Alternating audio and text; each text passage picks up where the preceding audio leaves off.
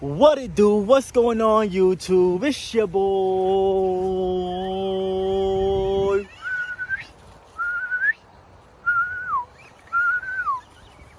Challenge complete, aka Aaron Turner. Back at again with another video for you guys. I wanted to make this video talking to you guys about life and death. Pretty heavy topic, right? It's such a heavy topic because it's two things that we really can't explain. Of course, we know how we got here, right? Our parents, fadangled the fadoogle, and what I'm saying, we ended up here. But that's just the physical, the biological aspect of how we got here. In terms of the grand scheme of things, we have a lot of different reasons as to why we're here. Be it biblical, be it, something in Judaism, something in Muslim, something in, philosophical, scientific. We have all these different ways that we try to explain life, how we got here. And don't even get me started on death. We can't explain that shit at all. We have a lot of different explanations for what happens after death. Be it heaven, be it purgatory, be it nothing. We have a lot of different, I guess that's only three, but we have a lot of different explanations for what, fuck it, reincarnation, that's four. You know what I'm saying? We have a lot of different explanations for what happens after death. And we try our best to rationalize these things so that life makes sense. And when you struggle with rationalizing these things, then sometimes life can become meaningless, right?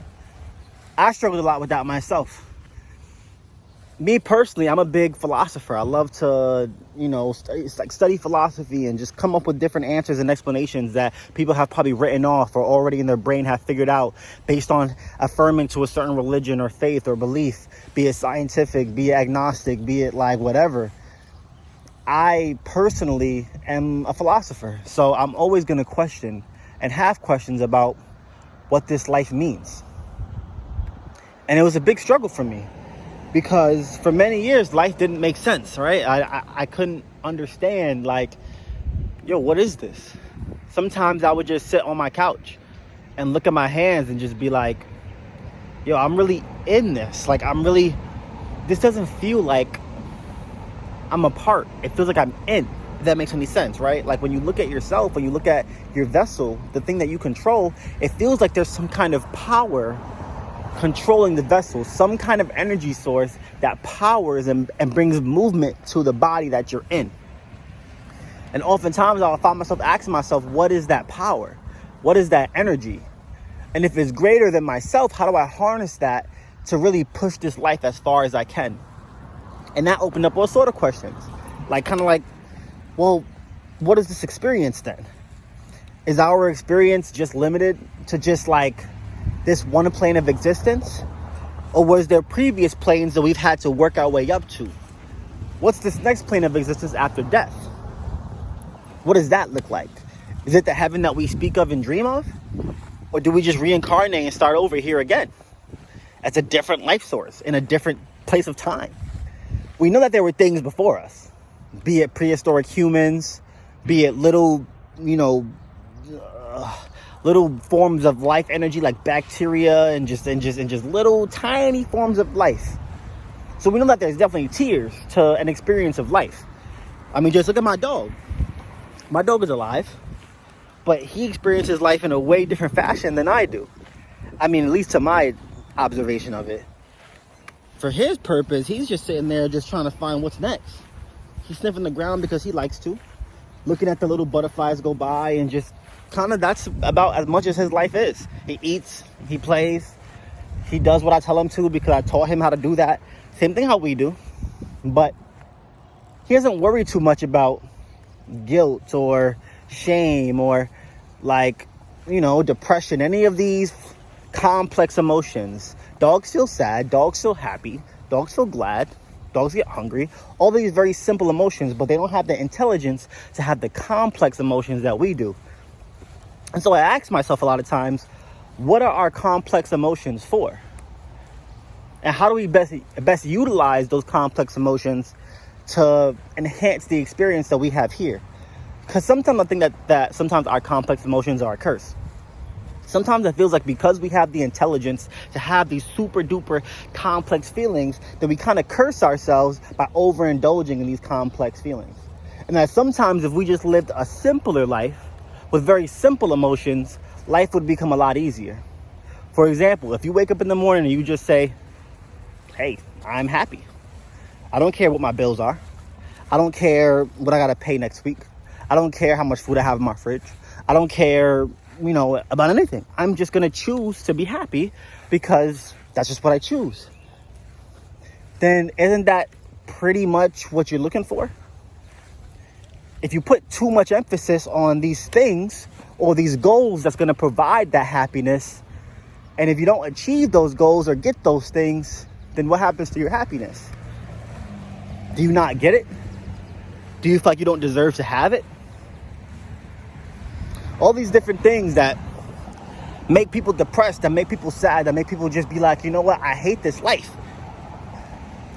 It's because you're limiting yourself and you're limiting your happiness to certain material things or experiences or goals that you have here. Whereas you kind of have it backwards. There's a way to flip that and actually achieve both. See, because when you're happy is how you have the energy to achieve things. When you're happy is how you have the motivation to get up in the morning to do the things that you want to accomplish and things that you care about. See, but when you're unhappy, when you're depressed, how do you expect to be able to get up in the morning? How do you expect to be able to have the motivation to do things that will get you further ahead if there's just no reason to? A lot of people have it backwards. But if you could wake up in the morning and do one thing, this is going to be a little bit counterintuitive, but one thing that makes you happy, right? Because some people have a hard time just getting up and just being happy, right? Some people just don't have that, right? But what can you do that can make you happy? Be it listening to music, be it eating a meal that you enjoy, be it calling a friend, calling a family member, be it taking a walk outside. We all have two legs, not all of us, but for the most part, we all have two legs. Even if you can't walk, you can wheel. Enjoying nature. If you can't see, you can hear nature. If you can't hear, then you could taste your favorite food. You know what I'm saying? Like, we all have something that allows us to experience, right? And we should do those things in order to attain that happiness. And through that happiness is how we are able to achieve our goals. And the kicker about it is that even if we don't get to achieve our goals or hit this certain material thing or whatever the case may be, we're still happy. So it's a win-win in the end. You know?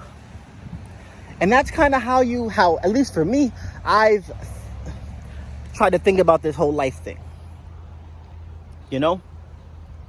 Like, I just want to be happy, dude. And like, this is happiness right here. This tree is alive. Just because it's not alive in the same facet or way that I am, it was born, it rooted up. This tree is probably like 100 years old. Wise. Has been here a very long time, has heard a lot of different things. Beautiful. And one day this tree will die. It'll take another 20 years, but it's gonna die one day. Where does the tree's energy go? What is the energy? What is the instruction source that allows this tree to be able to grow how it does?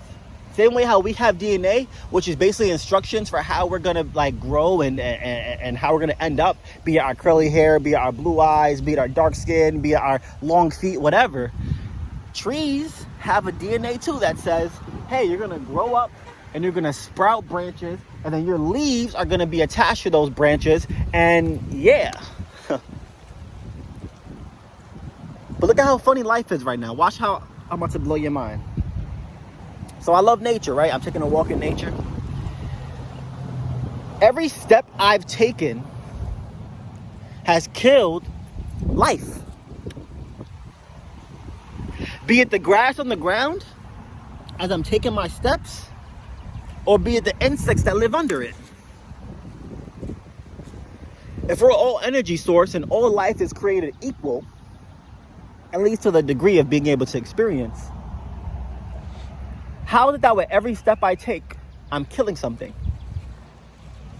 What does that make me?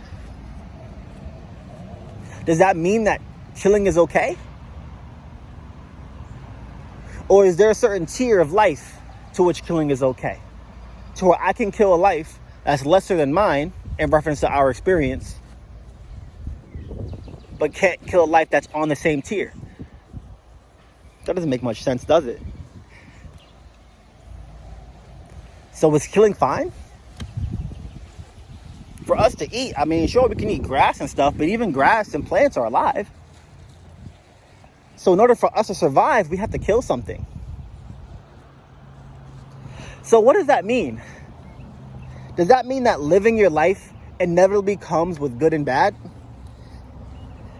Things that you won't really be able to avoid by just regularly living? If being born into a life signs you up for bad that you have to commit, then wouldn't it make sense to live a good life to try to balance that out? Some people just give into a bad life. They choose to do bad things because it's like, there's no rule book that says otherwise. There are people's beliefs and morals, but there's no rule book. So people do bad things. And sometimes I see people do bad things and I question, like, are you not worried about this next tier of life? Do you truly believe that this is the last step on our journey of existence? I do bad things sometimes. Am I not worried? It's tough because we all want to live presently. We all want to live presently and just do kind of what we want to do in the present, not worry too much about how much our past has crippled us or how much our future is going to define who we are. And it's okay to live presently. But I think as long as you challenge yourself every single day, then you're doing a good deed. Because see, to be a good person is challenging. To be a bad one is easy. And I feel like there's a reason for that. To be born in a world where bad is inevitable, to be a good person is really a challenge. And so I challenge everybody out there today to be a good person. Because that's what's going to help you grow. I can't define what being a good person means for you. That could be different things for different people. For some people, it could mean, all right, I got beef with these guys down the block. I drove past them. I had my gun in my hand. I could shoot them. You know what? But I'm going to let them live. For some people, it can mean working an extra 12 hours at your job to buy medicine for your sick grandmother. Two sides of the same coin, but good is good either way. So I challenge everybody today to be good. Because in a world full of evil,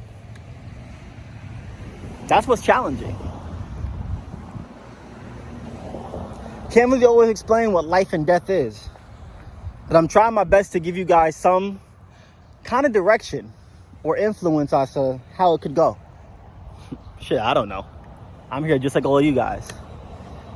Just taking the moment to look just a little bit more. Just a little bit deeper. Challenge complete, gang. We're going to complete these challenges. Because the greatest challenge is ourselves. So I challenge you all today to be a good person. Whether it's one good deed that you could do or several, do what you can. And try that shit every single day. And let's see what happens in the world, man. It's your boy, Challenge Complete, Aaron Turner, signing off.